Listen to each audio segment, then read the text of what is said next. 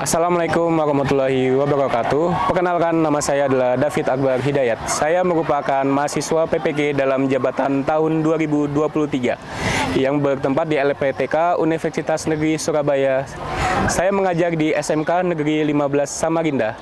Nomor peserta saya adalah 2019 0087 1590 dan nomor induk mahasiswa saya adalah 2200 10392 186 2015. Ini adalah video UKIN saya. Selamat menyaksikan.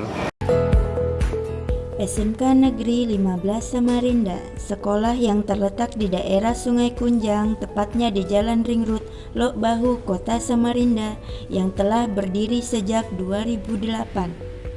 SMK Negeri 15 Samarinda memiliki suasana sekolah yang rindang dan teduh, dengan suasana hijau pepohonan yang telah ditanam di berbagai sudut sekolah, yang selalu terjaga kebersihan dan juga keamanannya. Assalamualaikum warahmatullahi wabarakatuh. Waalaikumsalam warahmatullahi wabarakatuh. Oke, semuanya, sebelum kita memulai pembelajaran pada siang hari ini, saya minta mungkin untuk seksi keagamaan dan pimpin doa terlebih dahulu. Baiklah, sebelum kita mulai pelajaran hari ini, bila kita berdoa menurut kepercayaan masing-masing, berdoa dimulai.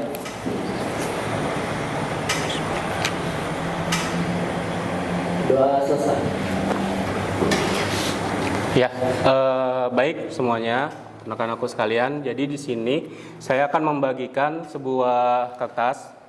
Ya, di sini berisikan tentang asesmen diagnostik. Nah, jadi kalian mengisi kuesioner. Gunanya apa? Untuk saya mengetahui kalian tipe peserta didik, gaya belajarnya seperti apa.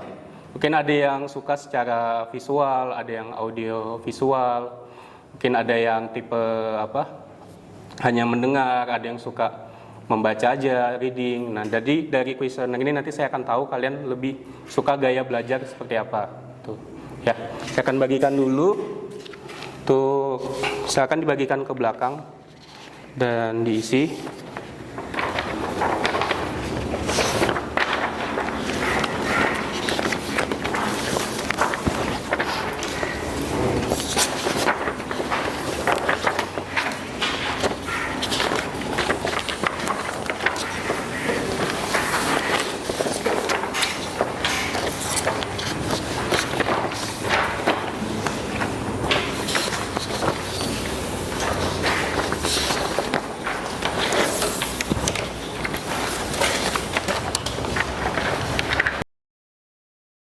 Saya beri waktu 5 menit. Ya, 5 menit untuk mengisi kuesionernya. Setelah itu saya akan ambil.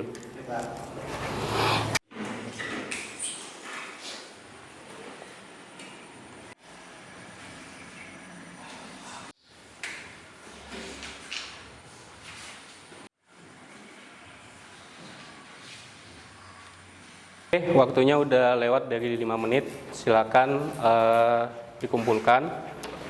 Ya. Dari belakang ke depan dikumpulkan.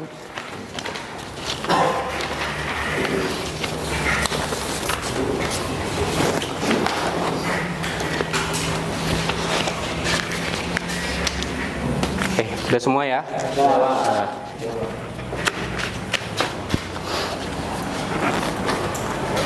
Oke, sebelum kita mulai pembelajaran, seperti biasa kita melakukan yel-yel terlebih dahulu. Ya, dan yang memimpin yel-yel kali ini adalah Insira. Silakan Insira pimpin yel-yel ke depan.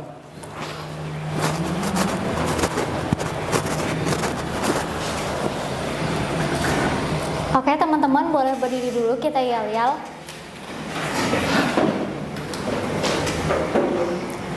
Tepuk semangat, kami bisa, kami hebat, tetap semangat. Luar biasa. Multimedia, kamera, rolling action. Akan duduk kembali.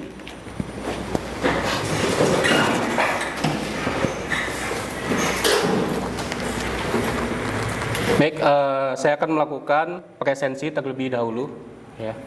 Presensi mulai dari Denny Chandra, hadir, oke. Raka Yoga, hadir. Naufal, hadir. Terus Insira Putri, Hadir. oke. Muhammad Randi, hadir. Muhammad Lutfi, Hadir. ya. Muhammad Adan, hadir. Lalu Andre, Hadir, Pak. hadir. Hanun, hadir. Ya. Wahida, Hadir. oke. Jadi udah lengkap semua ya.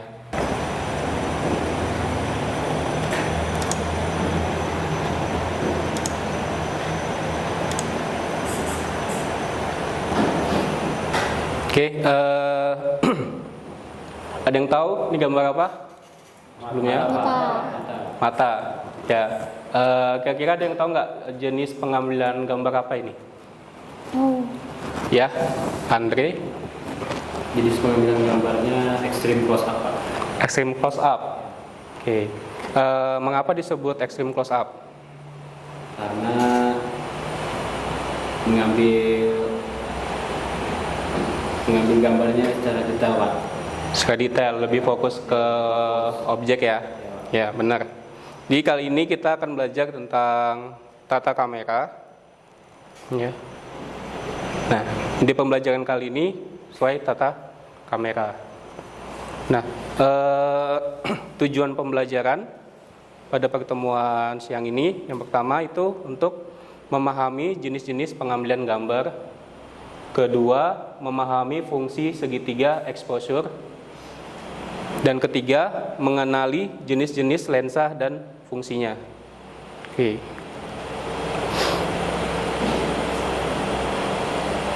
Nah, ini merupakan jenis-jenis pengambilan gambar.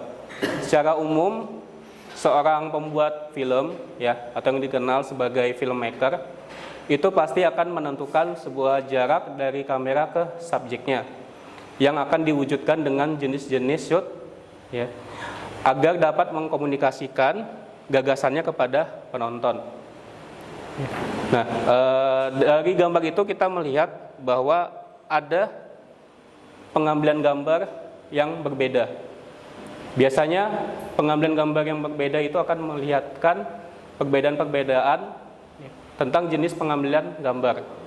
Nah, bisa kita lihat di awal ya, gambar mata. Kita fokusnya di mata. Nah, itu mengambil detail extreme close up hanya pada mata. Bisa jadi di situ biasanya tujuan pengambilan gambarnya ada motivasinya. Ya.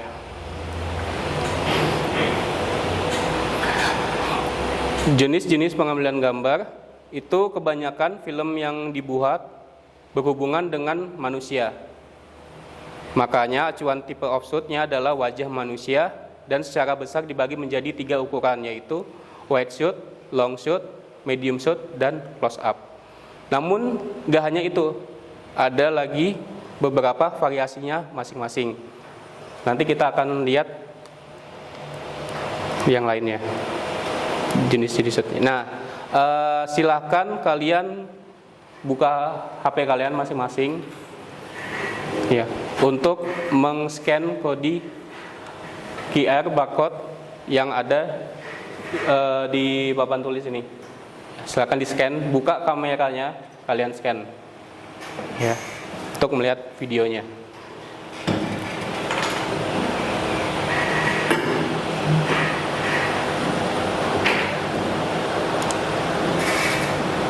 Oke, saya akan putarkan videonya.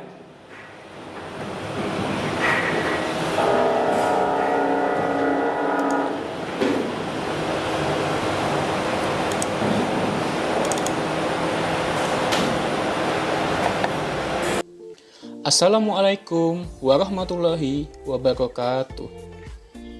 Selamat pagi anak-anak. Saya harap kalian semua selalu sehat ya. Jangan lupa makan-makan bergizi, olahraga, dan tidur yang cukup. Serta kalian jangan lupa harus terus belajar dan mengerjakan tugas-tugas kalian. Kali ini Bapak ingin menjelaskan mengenai materi tentang jenis-jenis pengambilan gambar. Silakan disimak ya videonya. Ayo tonton. Extreme long shot merupakan jarak kamera yang paling jauh dari objeknya. Biasanya, dalam ukuran ini, tokoh jarang terlihat, sebab yang ingin diperlihatkan adalah tempat kejadian secara luas. Teknik ini umumnya untuk menggambarkan sebuah objek yang sangat jauh, atau panorama yang luas. Sehingga, banyak pembuat film yang membuat shoot dengan elemen visual tempat-tempat yang dikenal oleh masyarakat. Long shoot. Long shoot biasanya dibuat untuk menunjukkan suasana lingkungan dari tokoh film tersebut. Pada jarak long shoot, seluruh tubuh fisik manusia tampak jelas, namun latar belakang masih dominan. Long shoot seringkali digunakan sebagai establishing shoot, yakni shoot pembuka sebelum digunakan shoot-shoot yang berjarak lebih dekat. Full shoot. Full shoot biasanya seluruh tubuh tokoh diperlihatkan dari kepala hingga ujung kaki. Hal ini dimaksudkan agar penonton dapat melihat seluruh gestur atau gerak tubuh tokoh dan sedikit aktivitas lingkungannya. Medium long shoot atau yang sering dikenal dengan knee shoot. Pada jarak medium shoot, tubuh manusia terlihat dari bawah lutut sampai ke atas. Tubuh fisik manusia dan lingkungan sekitarnya relatif seimbang.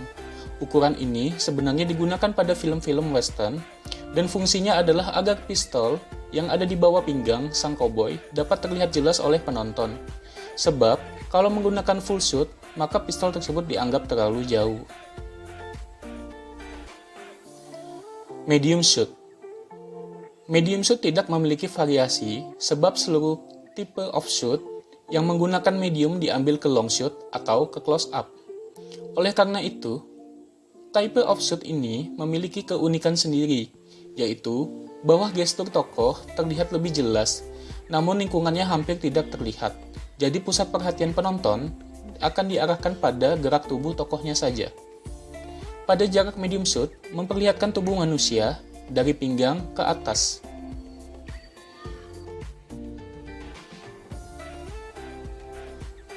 Medium close up. Pada jarak medium close up, memperlihatkan tubuh manusia dari dada ke atas. Sosok tubuh manusia mendominasi frame dan latar belakang tidak lagi dominan. Adegan percakapan normal biasanya menggunakan jarak medium close up. Ukuran ini sering dianggap cocok untuk memperlihatkan shoot yang sifatnya intim. Menggambarkan kedekatan, sehingga banyak sekali adegan dialog dalam film menggunakan type of shoot ini, terutama dialog-dialog yang normal, artinya tidak ada penekanan dramatik.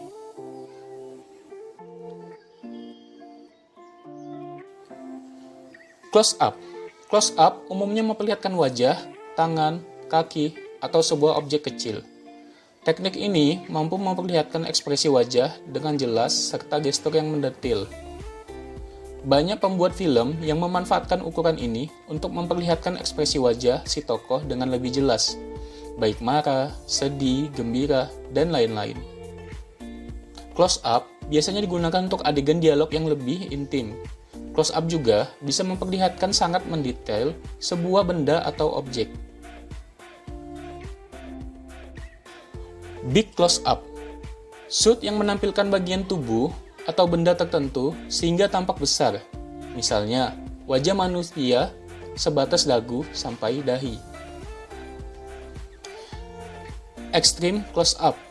Pada jarak terdekat ini, mampu memperlihatkan lebih mendetail bagian dari wajah seperti telinga, mata, hidung, telinga, atau bagian dari sebuah objek. Tipe shoot ini adalah yang paling jarang digunakan daripada jenis shoot lainnya. Close shoot. Ukuran ini banyak digunakan untuk menyebut tip of shoot dalam bentuk padat, namun bukan wajah tokoh atau mungkin malah benda lain seperti arloji, buku, botol, dan lain-lain.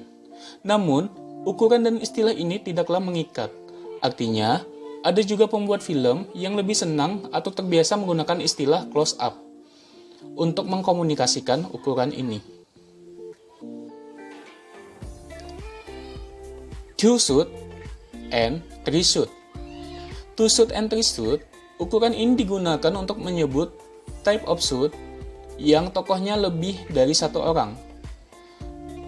Type of shoot yang di dalamnya ada 2 orang disebut two shoot, sedangkan yang 3 orang disebut three shoot. Namun, bila tokohnya lebih dari 3 orang, maka ukuran shoot tersebut disebut group shoot dan lebih banyak digolongkan pada ukuran long shoot. Nah, itu tadi materi pembelajaran tentang jenis-jenis pengambilan gambar. Bagaimana? Menarik bukan? Nah, jangan lupa untuk selalu diingat ya materi yang Bapak telah sampaikan. Semoga bermanfaat. Oke, itu tadi materi tentang jenis-jenis pengambilan gambar. Oke, untuk materi selanjutnya yaitu tentang segitiga exposure. Ya. Segitiga exposure itu merupakan ketiga elemen penting dalam pencahayaan. Ya. Di pertama ada ISO, shutter speed, dan aperture. Nah, untuk kalian mengetahui apa aja sih fungsi-fungsi ketiga itu, kita akan saksikan video ini bersama-sama.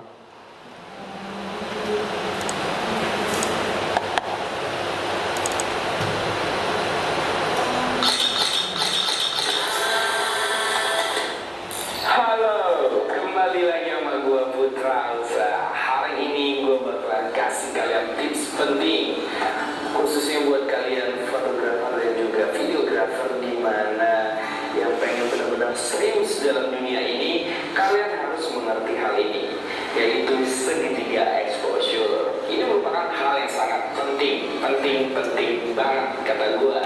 Ibaratkan kalau lu membangun sebuah rumah, ini adalah pondasi utama untuk membangun sebuah rumah yang kokoh. Nah, buat kalian ini jelas adalah pondasi untuk menjadi seorang videografer atau fotografer, di mana kita belajar tentang pengaturan pencahayaan ke kamera kalian. Di sini gue akan bahas secara mendasar aja fungsi dari ketiga elemen di dalam segitiga exposure ini, yaitu aperture, shutter speed, dan ISO. Jadi kita bilang nih, gampang susah.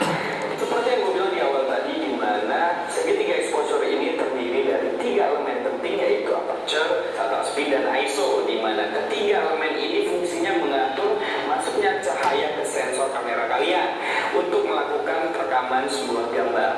Nah, ketiga elemen ini fungsinya berbeda-beda sob.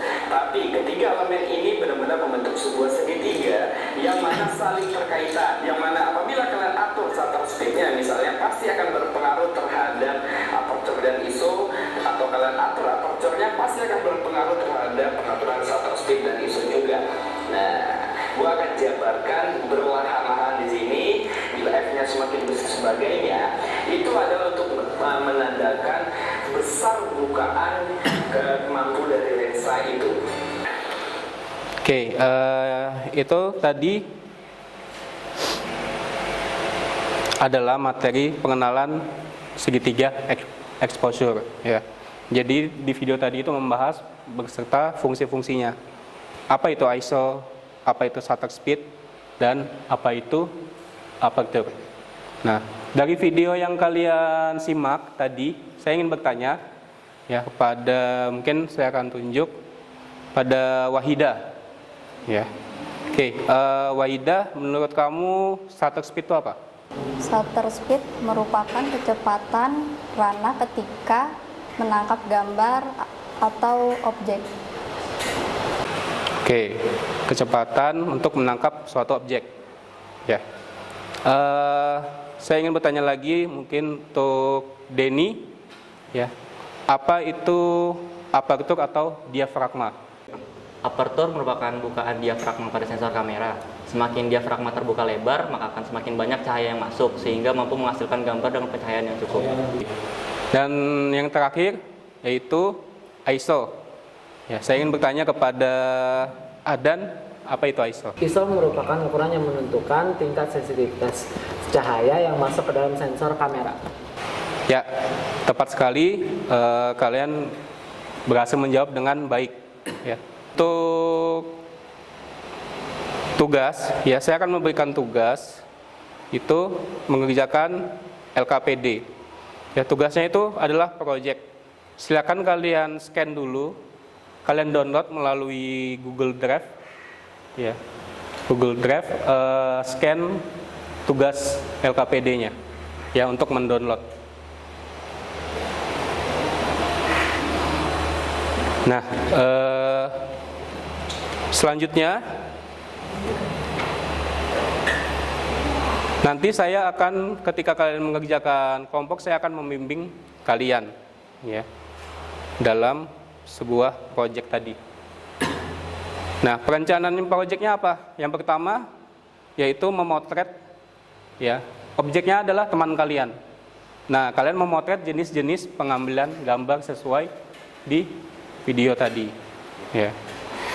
Nah, lalu menggunakan segitiga exposure sebagai dasar dalam pengambilan gambar, ya. Itu adalah perencanaan proyeknya. Oke. Nah, lalu untuk jadwalnya, ya, kita akan menyusun jadwal. Pemotretan dilakukan berkelompok secara 4 sampai 5 orang. Nah, nanti kita motretnya itu di luar, di outdoor, ya. Tugas itu dikerjakan dalam waktu 10 menit, memotret di lapangan 10 menit, lalu 10 menitnya lagi kalian menyusun foto-foto sesuai di LKPD, ya, tugasnya apa aja, karena setiap kelompok itu beda. Ya, kalian susun foto yang kalian sudah kalian jepret, ya, kalian sudah memotret, kalian susun di aplikasi presentasi menggunakan Canva. Nah, lalu terakhir yaitu melakukan presentasi secara berkelompok, ya, dan terakhir saya akan memberikan penilaian kepada masing-masing kelompok, ya. Nah, silakan semuanya untuk bersiap, kita sama-sama praktek di luar, oke? Lalu setelah kita praktek, kita kembali lagi ke kelas untuk menyusun presentasi, ya. Oke, silakan semuanya. Kita mandi luar dulu.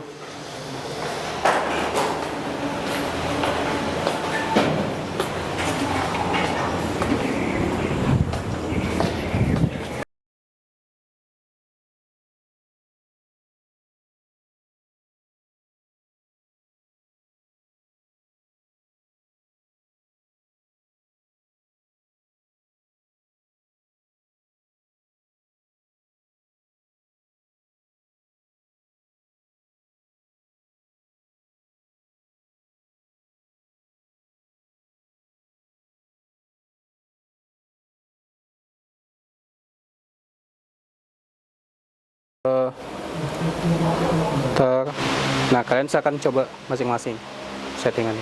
Ini namanya lensa apa? Tele? Ya, lensa tele fokus. Ngambilnya buat dari jarak jauh, ya. Nah, kan dulu dicoba.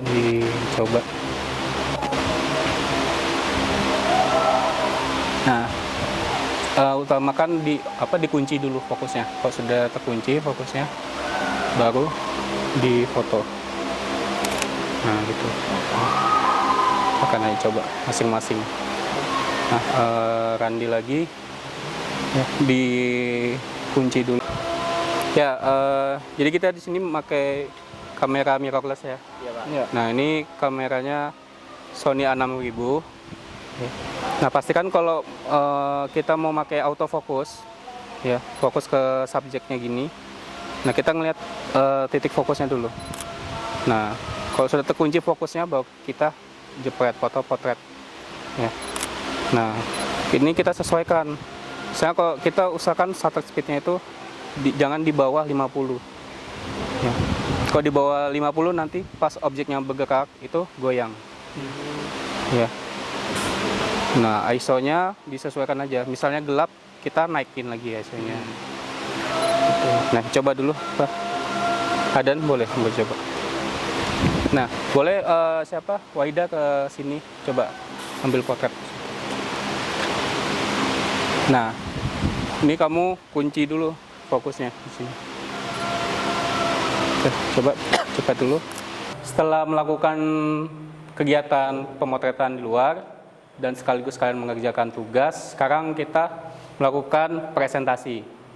Ya, presentasi sesuai kelompoknya. Nah, kelompok 1 silakan maju depan.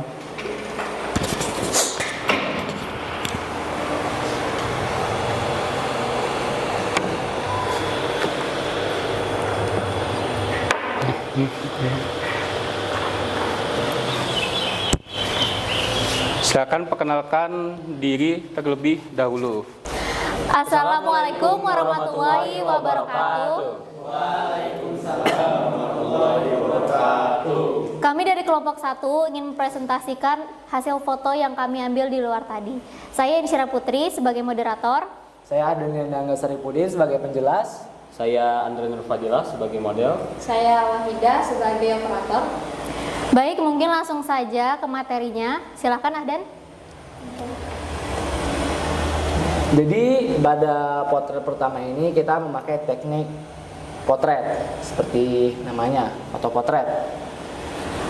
Di sini kita menggunakan teknik landscape di mana foto tersebut disebut foto landscape. Di sini kita menggunakan shutter speed tinggi. Ini adalah foto shutter speed dengan kecepatan tinggi. Di sini kita memotret shutter speed rendah. Ada yang ingin ditanyakan? Saya Abdul Bari dari kelompok 3 ingin bertanya berapa diafragma yang dihasilkan dari foto landscape.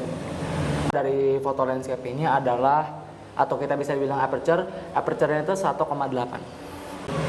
Oke, terima kasih kepada kelompok 1. Silakan semuanya beri aplaus dulu.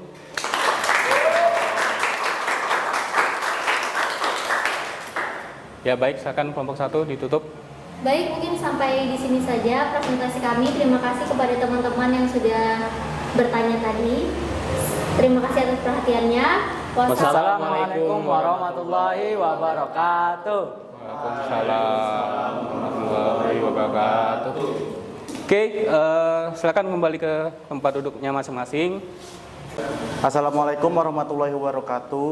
Waalaikumsalam warahmatullahi wabarakatuh. Kami dari kelompok 2 ingin presentasi. Perkenalkan, saya Muhammad Afal Putra sebagai moderator. Saya Muhammad Lutfi Hidayat sebagai penjelas. Saya Raka Yoga Pratama sebagai model pertama. Saya Muhammad Randir Wansa sebagai model kedua. Saya Didi Chandra Kasuma sebagai operator. Silahkan. Ini foto merupakan medium close up. Dan untuk foto ini merupakan 2 shot. Dan untuk yang ini 3 shot. Untuk foto ini cara pengambilnya long shot. Dan untuk ini extreme close up. Apa ada yang ingin ditanyakan? Yang bertanya.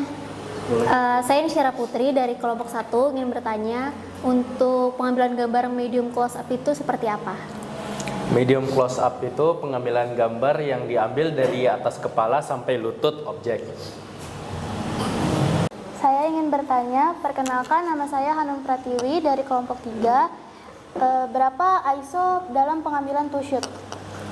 Dalam pengambilan 2 shoot ini kami menggunakan ISO kira-kira 200 sampai 300.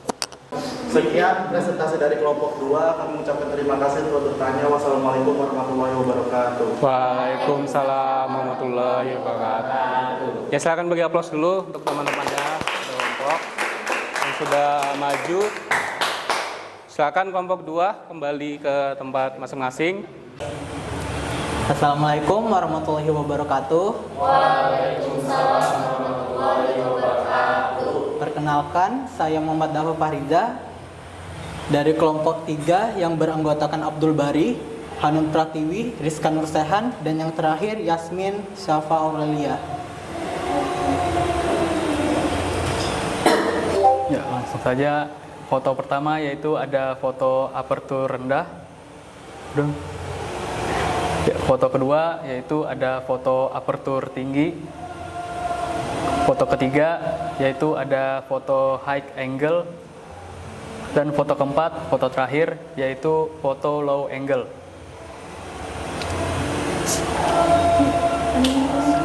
Sampai di sini teman-teman kira-kira ada yang ingin bertanya?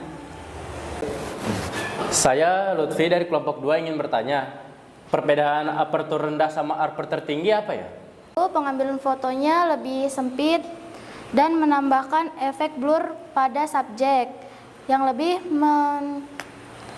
mendetailkan objek daripada subjek. Sedangkan aperture tinggi itu pengambilannya lebih luas, jadi subjek dan objek itu terlihat lebih jelas dan detail.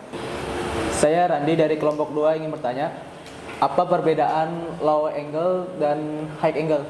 Perbedaannya yaitu pertama low angle objeknya terlihat lebih tinggi karena pengambilan gambarnya dari bawah.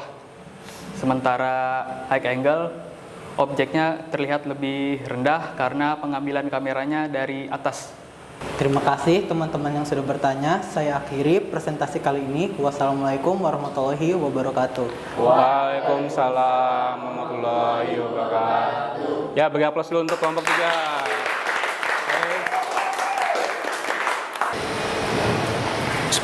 Ya, terima kasih kepada kelompok 1, kelompok 2, dan kelompok 3 telah melakukan presentasi. Dari apa yang Bapak sudah lihat dan saksikan, kalian sudah cukup memahami dari pembelajaran dari materi yang saya sampaikan.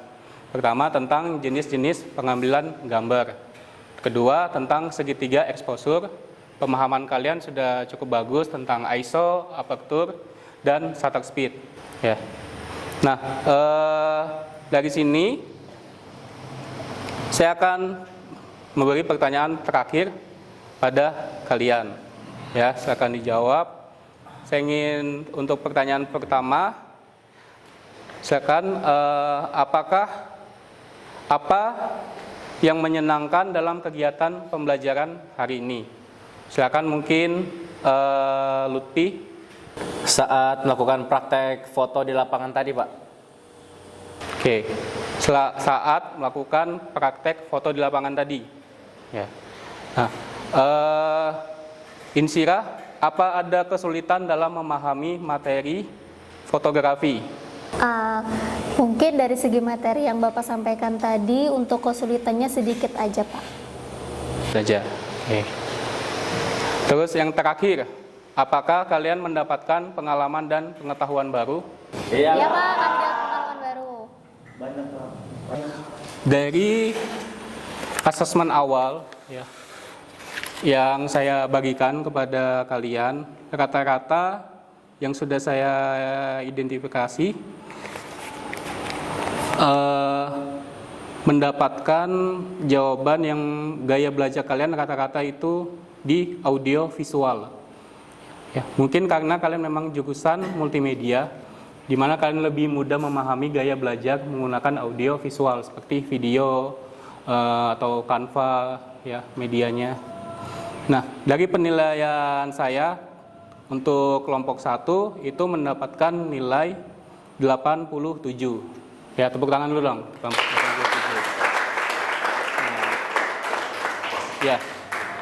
Kelompok yang mendapatkan nilai 87 yaitu kelompok 1. Kenapa bisa mendapatkan nilai 87? Nah, yang pertama karena kerjasama yang cukup baik untuk menghasilkan foto yang jelas sesuai dengan LKPD. Ya, instruksinya diselesaikan dengan sangat jelas. Terus juga terdapat penguatan profil pelajar Pancasila di mana kalian itu bergotong royong atau bekerja sama. Ya, di masing kelompok gak cuma kelompok 1, kelompok 2, kelompok 3 saya juga melihat itu kalian bekerja sama dengan baik. Dalam waktu 10 menit kalian mampu menyelesaikan tugas yang saya berikan. Ya, dan kalian mampu juga membuat dan menciptakan presentasi yang baik dan menarik. Sisanya memang hanya perlu memperbaiki tentang cara penyampaiannya saja. Ya, tentang public speaking. Nah, untuk kelompok 2 itu mendapatkan nilai 85. Ya, tepuk tangan dulu untuk kelompok 2. Ya, berbeda sedikit ya dari kelompok 1. Paling untuk hasilnya saya rasa semua sama. Ya, yang membedakan itu mungkin hanya dari segi penyampaian saja. Ya, penyampaian saja. Nah, untuk kelompok 3 yang terakhir mendapatkan nilai 82. Ya, tepuk tangan dulu untuk kelompok 2. Untuk kelompok 3 ya, walaupun mungkin di awal ada sedikit gugup dalam menyampaikan jawaban dari hasil karya kalian, tapi kalian mampu menjawab dengan cukup baik.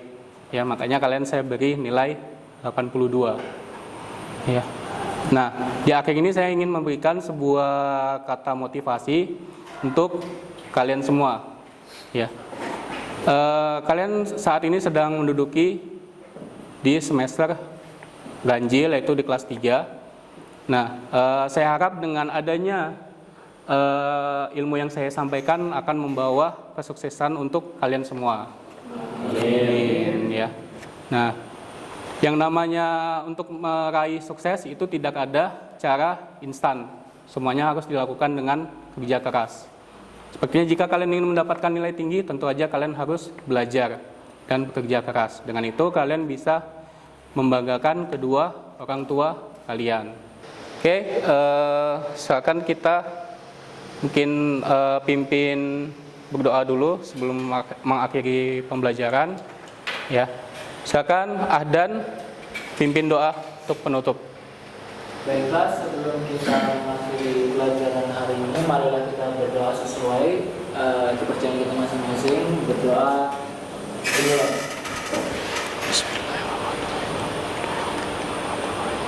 Doa selesai.